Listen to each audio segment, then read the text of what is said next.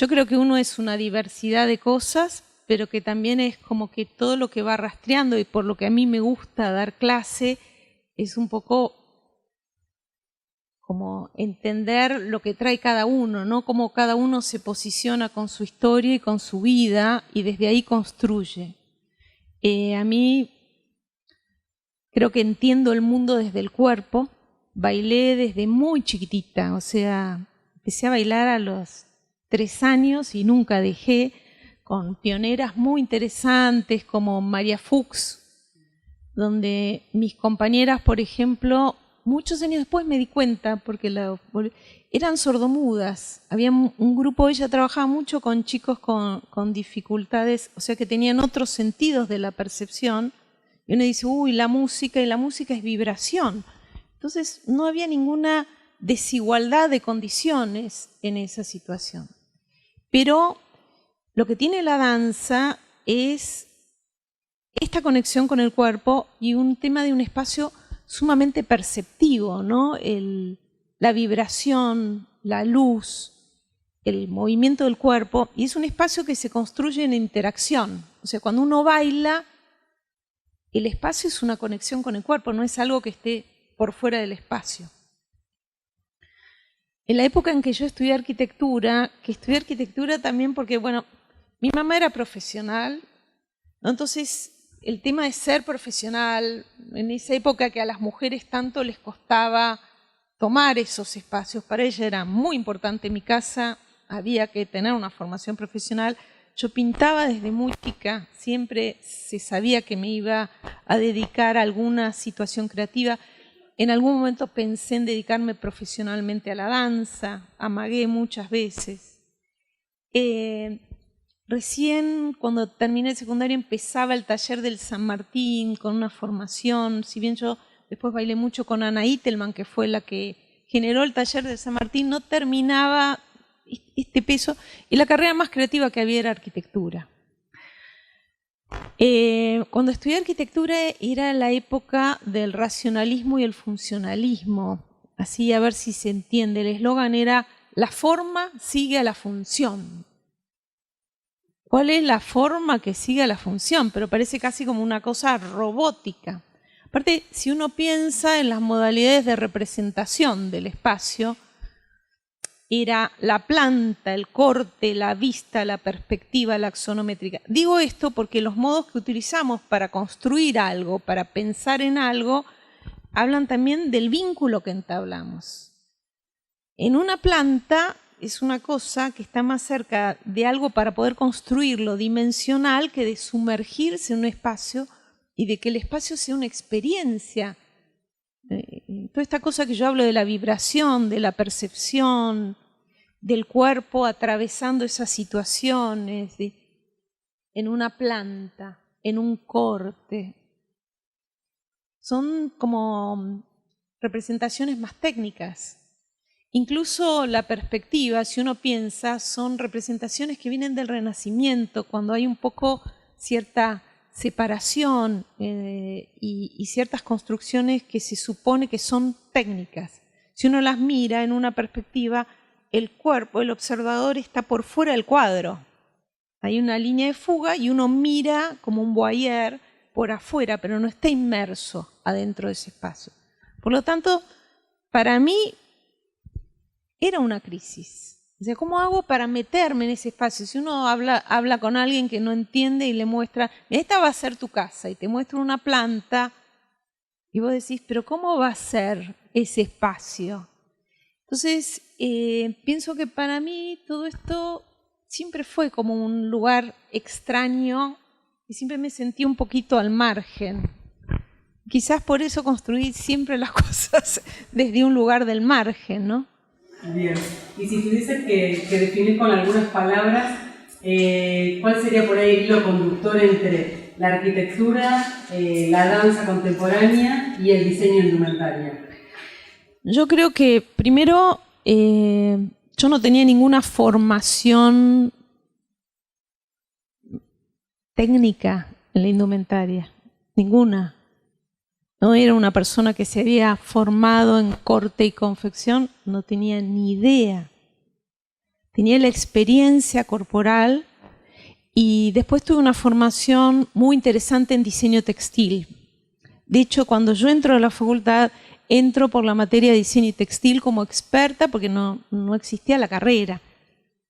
Es muy interesante que algo no tenía nombre antes, porque cuando uno entra a estudiar algo cree que lo que le enseñan es así. Y lo que es muy importante, sobre todo, pienso que en todo, pero en las carreras de diseño, que uno tiene que generar formas de habitar que todavía no están instituidas, si cree que el mundo es así, es muy difícil diseñar. Uno tiene que diseñar lo que no sabe que va a ser. Para nosotros, armar la carrera fue muy interesante porque en esa época uno decía, che, pero ¿qué es ser un diseñador de indumentaria? ¿Para qué sirve? Claro, ¿qué estudia? ¿No? ¿Qué estudia y qué va a hacer? ¿En dónde va a trabajar? ¿Qué va a hacer? Un diseñador textil, ¿qué va a hacer? Coser, ¿no? Claro, corte y confección. Y bueno, diseñar, yo lo entiendo como pensar esa mediación entre el hombre y el mundo a través de pieles, objetos, situaciones para habitar la vida cotidiana. No tiene nada que ver con una habilidad de costura. Sí, absolutamente el pensar en esa forma. Entonces, yo creo que en algún punto me acerqué a la noción de conformación. Si uno ve el libro El cuerpo diseñado, está muy anclado en la conformación arquitectónica. Hay muchas cosas que pienso desde la arquitectura en la concepción de la forma. O sea, es muy difícil para vos, imagino, despegarte de las otras. Siempre están relacionadas y siempre conviven adentro tuyo, ¿no es cierto? Y uno construye desde lo que se va construyendo a sí mismo, y lo que construye, lo construye a uno. Es así, eso es como muy interesante en todo lo que uno hace, ¿no? Entonces, yo creo que me animé a rever la arquitectura porque estuve en un lugar al margen. Creo también que fue muy interesante ese momento de desarrollar la carrera indumentaria porque primero era una época de vuelta a la democracia. Durante la dictadura estaba muy cuestionado el modelo de cuerpo. O sea, tenía que ser heterosexual, no podía ser guerrilloso, no podía tener barba, no podía tener transgresiones. Había un montón de cosas que estaban muy vedadas en el modelo. Entonces, en un momento que se abre, como fue también, por ejemplo, el destape en España, que los chicos ni habían nacido y tampoco... Todas estas cosas tienen que ver como que de repente se abre un mundo y uno tiene que explorar en su propia identidad y ver, bueno, pero ¿qué somos? ¿Qué queremos? Y los primeros que empezaron a empujar estos modelos eran sectores que habían estado muy censurados. Entonces empezaron a generar en esa época muchas acciones que tenían que ver con el cuerpo en el espacio público y muchos movimientos de arte moda que lo que cuestionaban era, bueno, pero ¿qué es el cuerpo? ¿Qué es la identidad?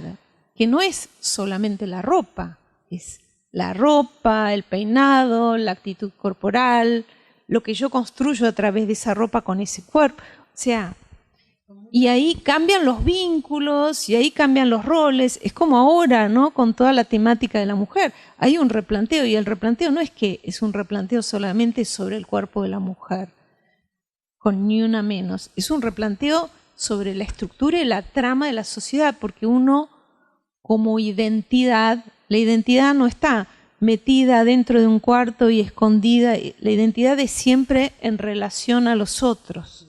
Y se construye en relación a los otros. Por eso nosotros entendemos la vestimenta como esa piel social que construye identidad y que caracteriza una sociedad y una cultura, ¿no? ¿Y recordás cómo fueron esos primeros pasos? ¿Cuál era la respuesta de la gente en ese momento, no? ¿Qué entendía y qué no de lo que ustedes iban mostrando, de lo que iban transmitiendo?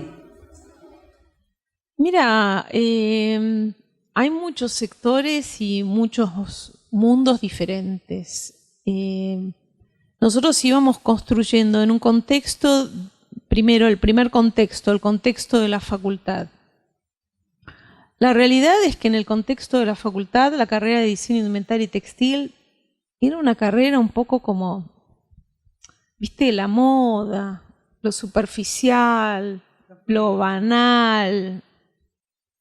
Nadie pensaba, che, pero nos vestimos todos, es un tema para todo el mundo, construye vínculos con la facultad, implica recursos, implica fuerzas de trabajo, implica identidad, implica un modo de cómo configurar la estructura de esa sociedad. Era como, bueno, y además, ¿no?, ligada al oficio. Todo lo que es ligado al cuerpo, en todo lo que habla del racionalismo, en todo lo que empieza a gestarse como ese modelo de sabiduría, siempre ha sido un poco desacreditado. Los cuerpos, no es casual que no hayan tenido valor en la configuración del espacio arquitectónico. Como lo importante es el intelecto. Como si uno pudiera separar el intelecto del cuerpo, la experiencia de la vivencia.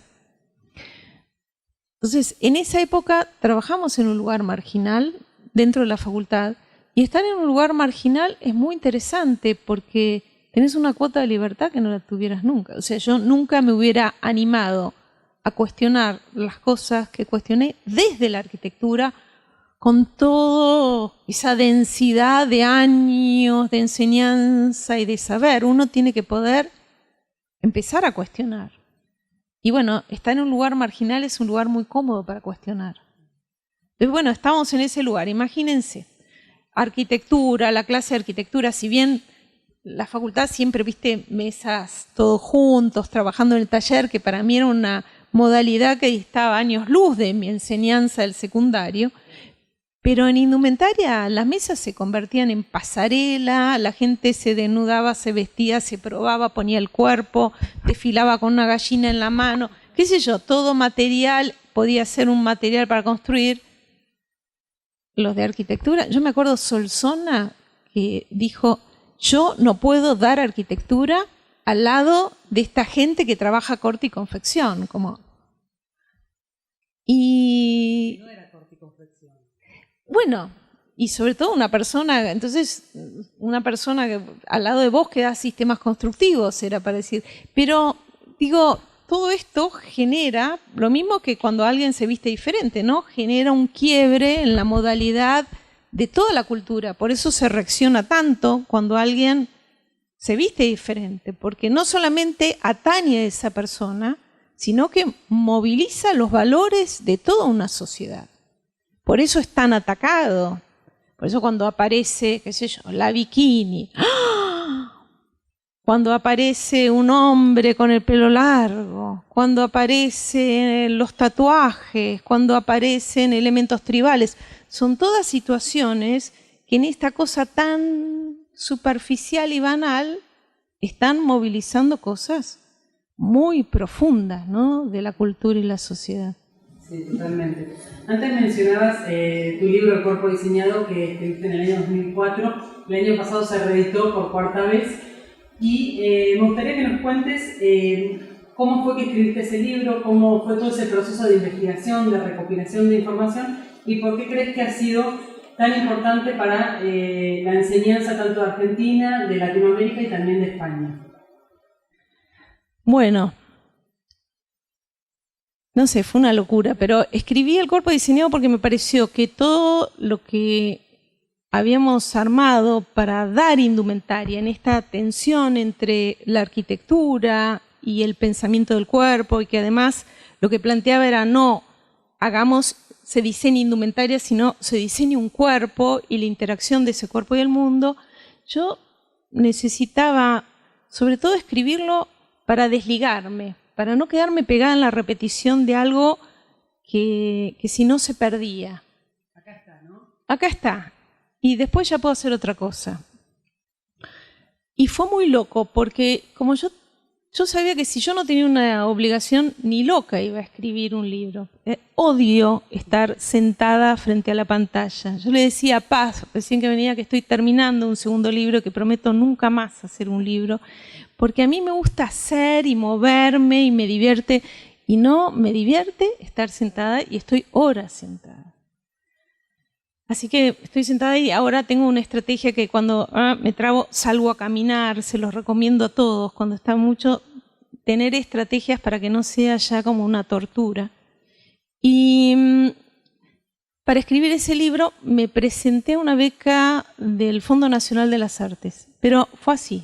Yo decía, me tengo que presentar a algo para tener la obligación de hacerlo. Yo me muevo mucho en el ambiente de artistas plásticos. Yo creo que el arte es como un anticipador del mundo de las formas. Trabajo en la dimensión del arte. Y fui a ver la muestra de Ana Fuchs, una amiga que casualmente trabaja mucho en el ámbito textil. Y cuando voy a ver la muestra, veo que hay una beca, becas nacionales. Y yo pregunto, bueno, ¿qué hay? Y había una categoría que se llamaba Arte, Diseño y Arquitectura, todo junto. Había otra que se llamaba Literatura. Entonces yo digo, bueno, un llamador, ¿no? Digo, lo voy a presentar y faltaba una semana. Así que yo les digo una cosa. Cada vez que me presenté a un concurso, cuando ya faltaba una semana, fue cuando mejor me fue, porque no me podía mover de las ideas, sino muchas veces me cuestiono y me voy de la primera idea. Acá no me podía salir del enfoque, lo armé en una semana. Me acuerdo que hasta llegué tarde a la presentación y cuando llegué me decía, no, pero vos un libro tenés que presentarlo en literatura, no en arte, arquitectura y diseño. Y lo presenté y lo gané.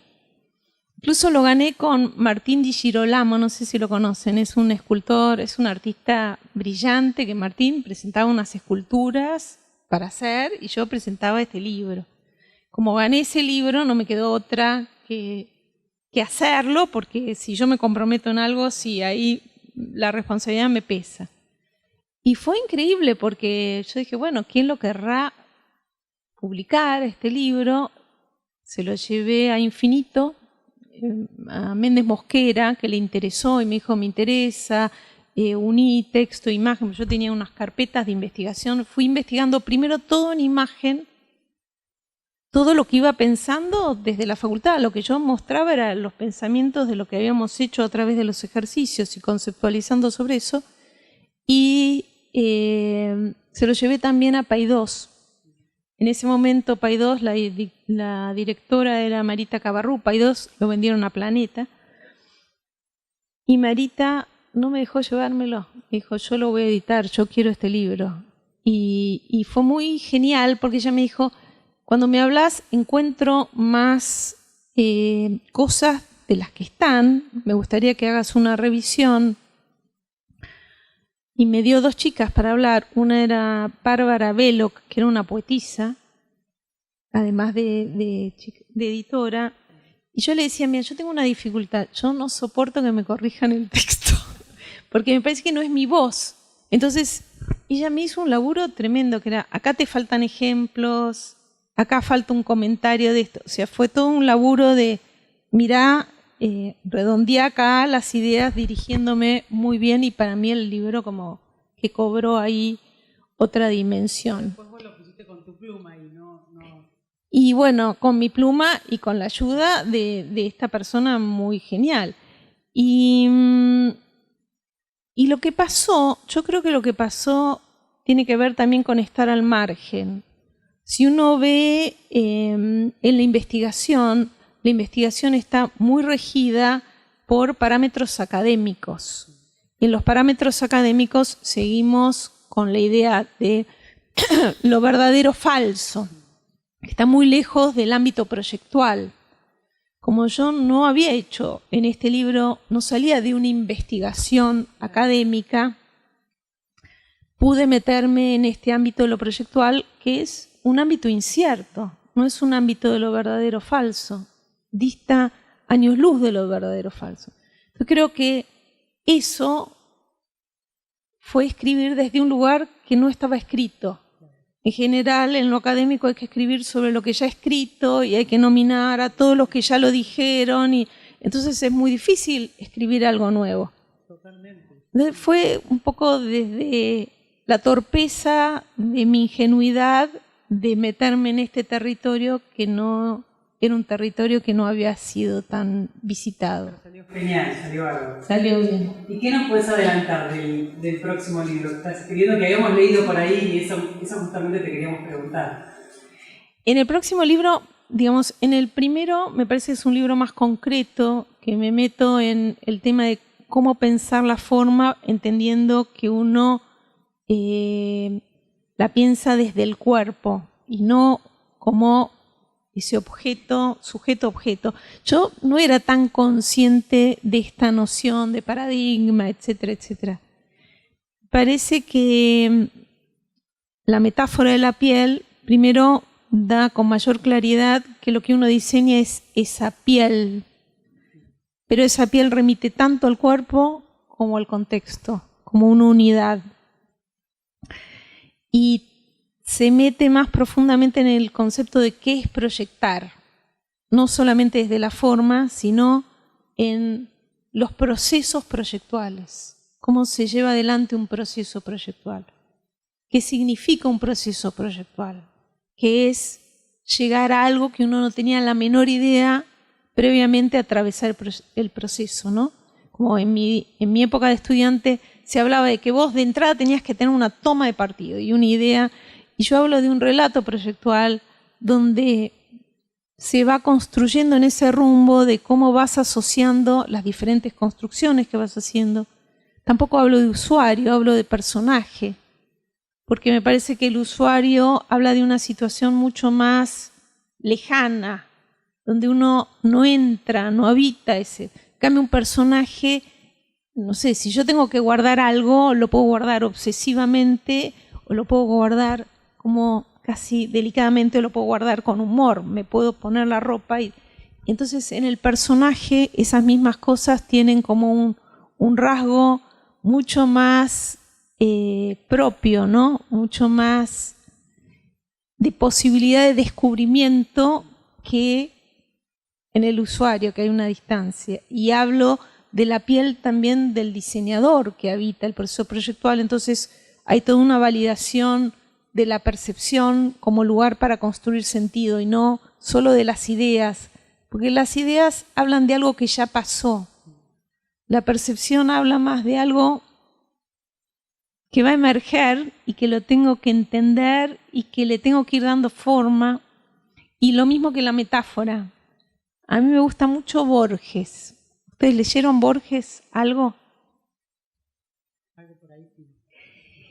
Hay una cosa muy loca de Borges, que Borges es un gran estudioso y sabe mucho, pero él lo muestra a manera de cuento, pero todo lo que cuenta en cuento es como que vos vas construyendo algo que te parece que es de una determinada manera y después viene ¡cluc! Y te lo muestra que es de otra manera totalmente diferente. Y una vez leyéndolo, Borges dice, es como que si uno presenta las ideas como ideas, las ideas siempre tratan de refutarse.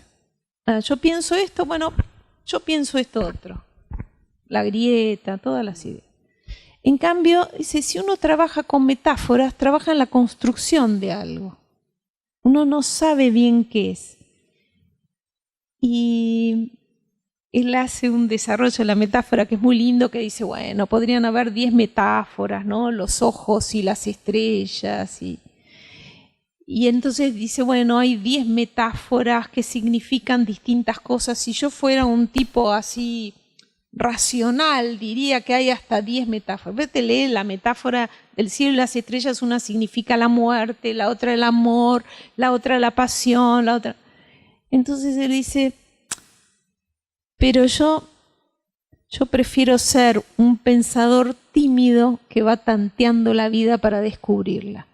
Y me parece que eso tiene más que ver con el diseño. Nosotros no sabemos, necesitamos descreer de la organización del mundo y necesitamos ver lo que todavía no está, porque eso es lo que vamos a diseñar, no repetir lo que ya está, eso ya está. Ahí sí podemos hacer corte y confección y sistematizarlo, pero diseñar es otra cosa. Y ya que tomamos hablas de diseñar, estuvimos viendo con los alumnos dos de los desfiles que realizaste con Fundación Proa, la metáfora de la piel inspirada en Joseph Beuys y el desfile de Klein, inspirada en el francés Yves Klein.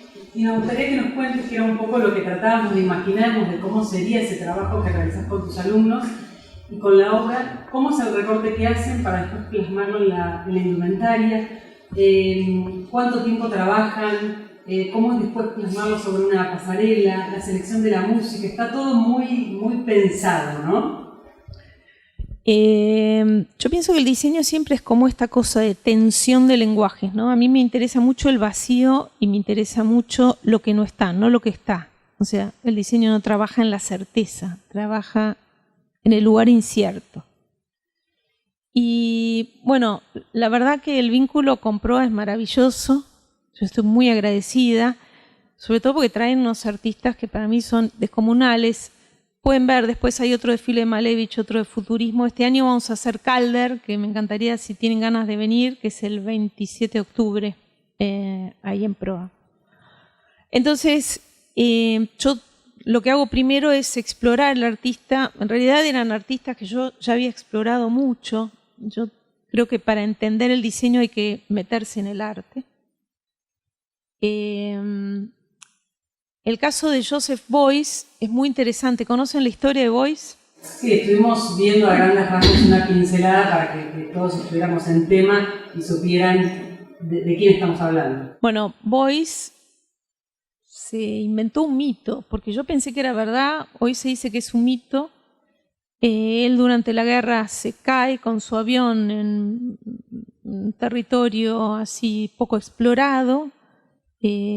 Lo toma una tribu, lo unta con grasa animal y lo envuelve en fieltro. Y él lo que plantea ahí es un cambio de piel, que después va a ser una revolución cuando él vuelve como profesor a la escuela de arte. Y además ese cambio de piel habla de una piel mucho más entramada a la naturaleza y al mundo. Él empieza a ser un gran ecologista, su obra es plantar árboles. Él plantea estas manifestaciones como manifestaciones políticas muy potentes y tiene ciertos rasgos, como él siempre se viste con su sombrerito y su campera como de fotógrafo, como para guardar todos estos elementos que va aportando. Entonces, a partir de esa exploración, lo que yo hago primero es pensar diferentes ejercicios para los distintos niveles de la cátedra, porque yo tengo la verticalidad de los talleres de diseño desde primero a tercero, ¿no? Entonces pienso un ejercicio que pueda manejar diferentes niveles de complejidad y que también va a dar algo distinto en el espacio y en el desfile. Entonces, generalmente nosotros tenemos un ejercicio en primer año que es meterse con la anatomía, meterse con el cuerpo, pero que lo llamamos como si fuera un tatuaje, como una estampa a modo de tatuaje, donde lo que primero que trabajamos es la estampa y tienen que articular el lenguaje de esa topografía, ¿no? Con cavidades, convexidades a través de una silueta adherente, con ese dibujo, con este imaginario. Entonces, el primer año lo que trabajamos es ese imaginario de la obra de Beuys proyectado al cuerpo. Van a ver que también hay fotografías, porque la obra, tanto de Klein como la obra de Beuys, no es como futurismo, Malevich, que tiene un montón de cuadros diferentes, y es una obra que hay que encontrar, la línea, rasgos diferentes, y que en el vestido, entonces metimos también el personaje y la fotografía. En segundo año trabajamos el personaje de Beuys. Digamos, vimos muchos videos de Beuys y sus performances. Véanlo, la obra que él hace con su experimento con el coyote, sus experimentos alquímicos de querer transformar un material en otro, que son muy interesantes. Entonces, y además que él era un performer. Entonces, trabajamos replanteando el traje. Y la idea era trabajar esta relación del traje ayornándolo con los elementos de vestir y portar e incluyendo la referencia estética de la materialidad de Beuys, por eso empieza a aparecer el fieltro y aparece estas iconografías del gorrito, el bastón, como parte de toda esta situación. Y en Diseño 3 trabajamos algo muy complejo, que para mí Boyce lo que trabajaba era como una situación vincular de un cuerpo con otro, de uno con la naturaleza. Y el planteo era el desarrollo de vestimentas vinculares. Vieron que cuando se abrazan, se meten en el cuerpo del otro. Nosotros para hacer ese trabajo partimos como de prendas que nos fuimos metiendo en otros espacios y compartiendo con los cuerpos del otro, ¿no? Y uno dice, se ve en la pasarela. Y hay una cuarta dimensión que tiene que ver con un ejercicio que hacemos en la cátedra, que no tiene que ver con moda, sino más bien con vestuario, que es esta idea de la metamorfosis, que Boyce la plantea a través de los procesos alquímicos. Por eso las metamorfosis están más con los dorados y los negros, ¿vieron ese coso que se iba ¡blum! Por el aire y todo eso? Y en lo que hace a la música y la puesta en el espacio, bueno, ahí yo trabajo más cómo va a ser la secuencia del desfile. A mí me interesa siempre como relacionar el espacio de proa con la boca. Y en esa situación es como ancla Boyce en ese espacio de la boca. Y van a ver que en el desfile de Boyce hay un momento en que Boyce siempre plantea algo para que se produzca algo mucho más allá de su control.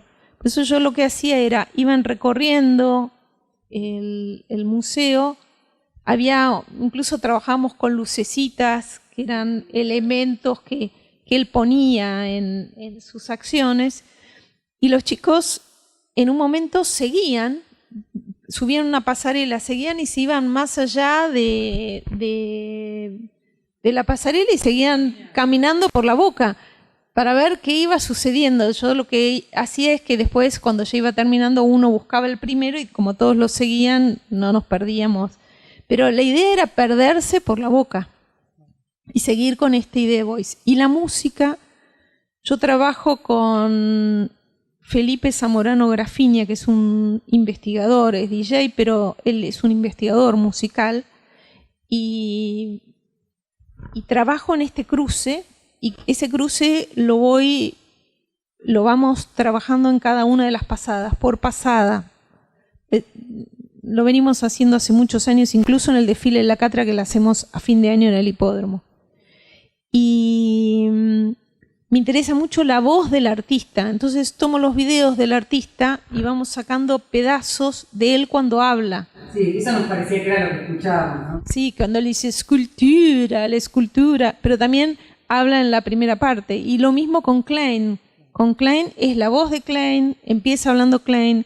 Klein creó una sinfonía para una sola nota. En el trabajo de Klein vieron que hay unos prototipos que son de aire, porque él trabaja con la dimensión del aire.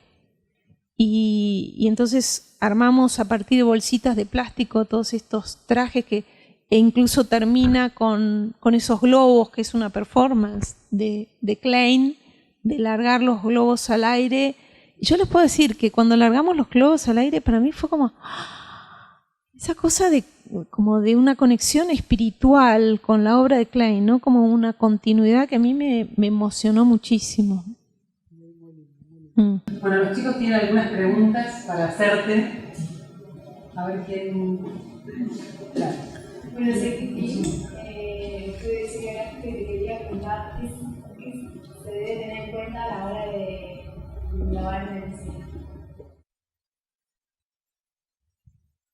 Yo lo que creo a la hora de innovar, yo creo que se debe tener en cuenta a uno mismo, pero a uno mismo como en relación al mundo, ¿no? A la propia formación, a uno mismo no como ego, sino digo a lo que a vos te está conmoviendo en ese momento y te lleva a investigar más allá de la cosa puntual, el salirte del eje, el no tener temor al error o a la equivocación, sino animarte a seguir adelante con ese lugar incierto. La única manera de innovar La vez pasada había una muestra de Ai Weiwei en Proa y tenía una frase que yo la pondría así para el diseño. Dice, la única manera de crear es estar en un lugar incómodo.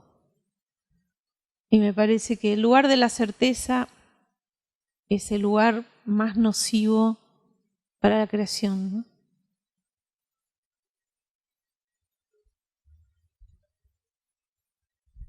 Sí, ¿cómo no? ¿Anda? ¿Probando? Soy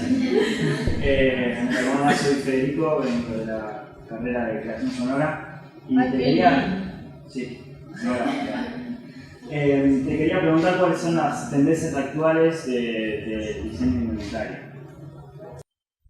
Mira, la verdad que a mí no me interesan las tendencias, ni busco desde las tendencias, pero sí creo que hay una tendencia que no es en la indumentaria, es hacia dónde va el mundo y qué preocupaciones tenemos y cómo va cambiando la mirada, ¿no? Me parece que lo más importante es el cambio de mirada. Yo creo que nos hemos dedicado mucho tiempo a la clasificación, hasta en la visión del cuerpo, ¿no? Es la clasificación, te duele el estómago, anda al especialista de estómago, te duele el corazón, te arreglan el corazón. Y estamos como en una situación, ¿viste? Esto es música, esto no es música. Ya en la música contemporánea, ¿viste? Me raspo, estornudo, cualquier cosa empieza a ser un elemento sonoro y no solamente que vos lo construís, sino que por ahí lo construye otro. Me parece que hoy la preocupación pasa primero porque hemos producido mucho, hay mucha basura en el planeta, me refiero a basura porque no se puede asimilar a los ciclos de transformación vital, entonces van matando la vida, ¿no? En los océanos, en el oxígeno, en condiciones de la existencia en general. Por lo tanto, no podemos mirar una sola cosa, sino que tenemos que ampliar la mirada a una visión más compleja. Esa visión más compleja para mí habla de conexiones, y no de la cosa, sino de cuáles son las conexiones. Yo diría que la complejidad hoy tiene que ver con mirar la trama y las conexiones. Lo que yo sí veo como interesante en este punto es como los nuevos nodos o las nuevas confluencias. ¿Qué relación hay entre la música y el agua, o la música y las nuevas tecnologías, o la música y... O sea, lo mismo en el diseño. Me parece que tiene que ver con... No es la especialidad, sino todo lo contrario, la creación de nuevos nodos. Sobre todo porque además hay tanto producido y hay tanta información que ustedes tienen en cada uno de sus teléfonos, que la creación tiene más que ver con esos nuevos lugares de encuentro, ¿no? ¿Vos qué opinás?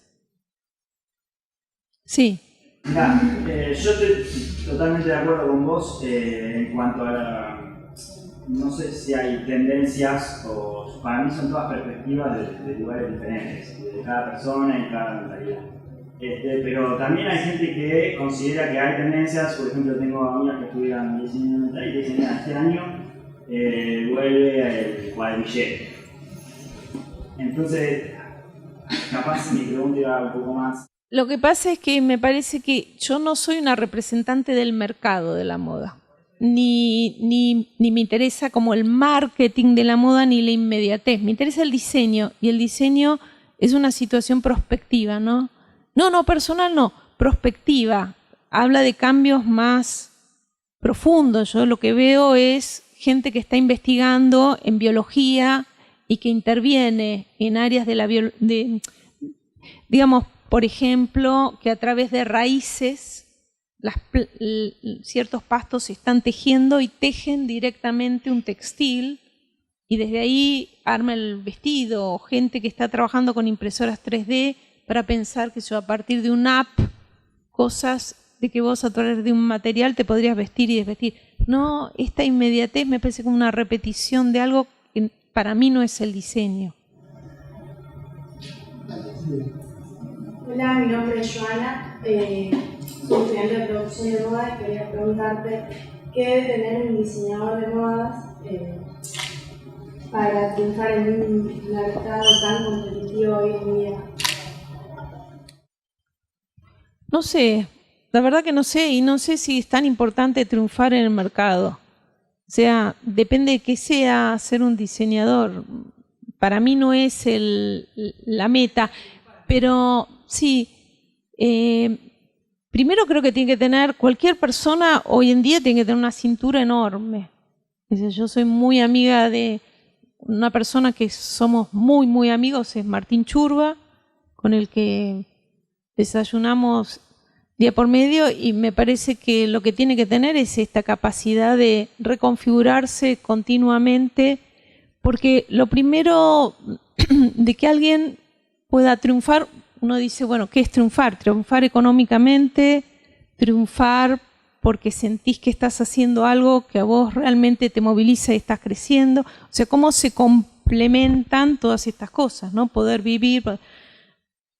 Es bastante complicado todo eso. Y las condiciones, sobre todo en un país como el nuestro, son de una punta a la otra. Tienes que ser una especie de bambú, ¿no? Un junco que pueda bancarse todos estos devenires y darte cuenta que nunca estás parado en un lugar fijo, sino que estás parado en tierras movedizas. Hay veces que producir acá es carísimo y no puedes producir. Después decís, bueno, che, hoy la ropa se tira a la basura. Entonces, bueno, puedo tomar desde este lugar. Es tener esa versatilidad para ver qué recursos tenés y mirar esos recursos para con ellos construir y poder bancar la situación. A mí hay un concepto ahí sí que me gusta, que es que yo creo que el diseñador siempre trabaja desde el residuo. No sino desde el residuo me refiero a lo que no está puesto en valor, porque uno lo que hace es poner en valor lo que no tenía valor.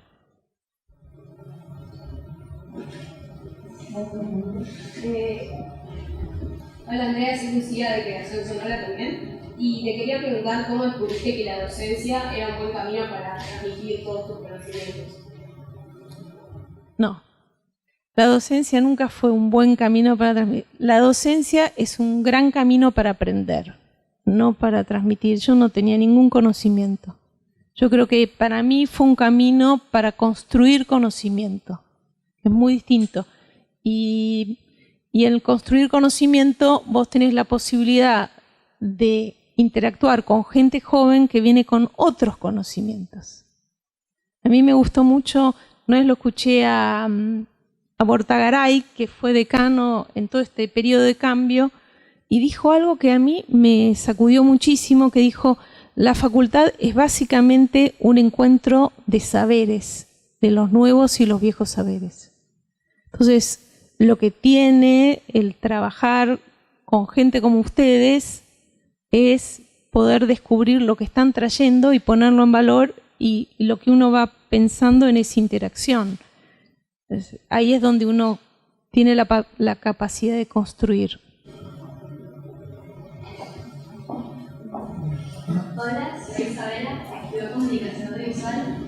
Mi pregunta es, ¿qué es lo que más te gusta de vincularte con universidades tanto argentinas como en el exterior?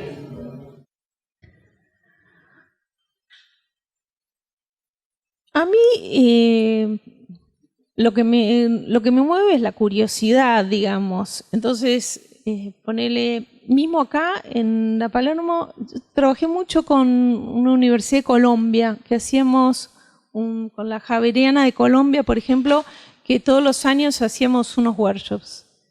Y cuando los hacíamos acá, me generaba muchísima curiosidad de lo que ellos descubrían, que a mí ni se me había ocurrido. Me acuerdo un año que vinieron acá los colombianos, que lo que les parecía, lo que más les llamaba la atención eran los paseaperros y el modo en que los padres llevaban a los niños. Los padres jóvenes, ¿no? Llevaban a los niños y eran las dos improntas donde veían como cambios rotundos. Después, yo cosas que veía era que los colombianos eran muy rápidos en generar acciones con su propio cuerpo y les costaba mucho como sostener un trabajo, ¿no? Uno va encontrando como otras dinámicas que también a uno lo llevan a replantear el modo de vinculación y de articulación.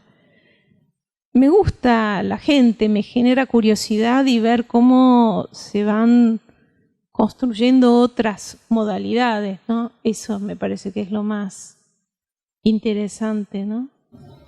Me enriquece mucho, ¿no? Muchísimo, como que te mueve de tu lugar, esas cosas que te mueven de tu lugar que no lo habías pensado así. Creo que el diseño sobre todo tiene que ver con eso, ¿no? Cómo estar permeable para cambiar la mirada. Me llamo Delfina, estudio Relaciones Públicas y te quería preguntar por qué pensás que el futuro del diseño es biotecnológico.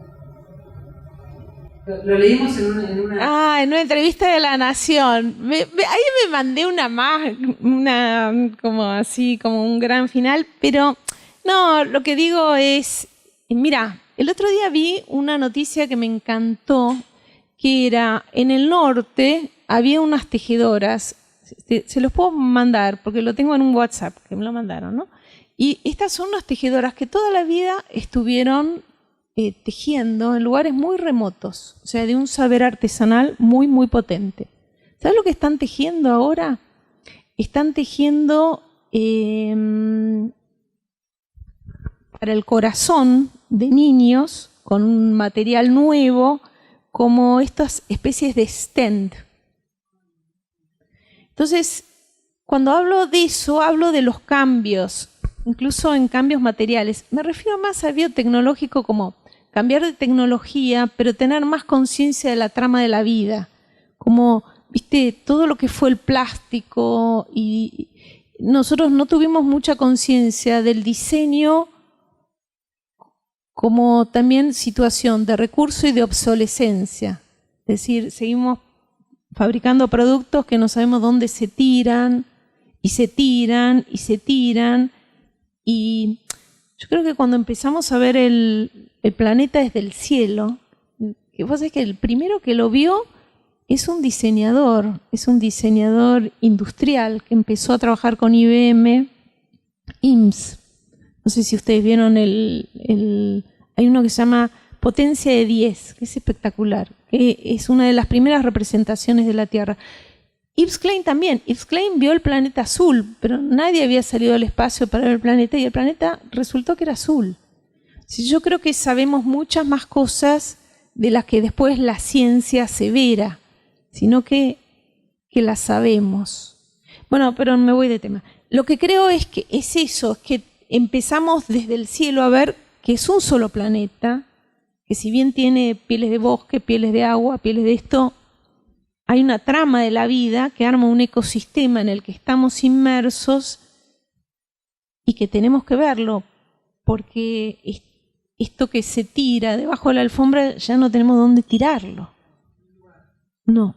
Bueno, y ahí como para cerrar una última pregunta que está relacionada con la moda sostenible, ¿no? Este año se creó una asociación de moda sostenible acá en Argentina y me gustaría saber tu opinión hasta qué punto realmente las grandes marcas, las grandes empresas y los mismos consumidores son conscientes de eso o es una moda. Vemos que hay muchos diseñadores que empiezan a crear diseño a través de, bueno, que decías vos, de residuos, de desechos que van transformando. Pero hasta qué punto es algo en el cual están tomando conciencia o es una moda más.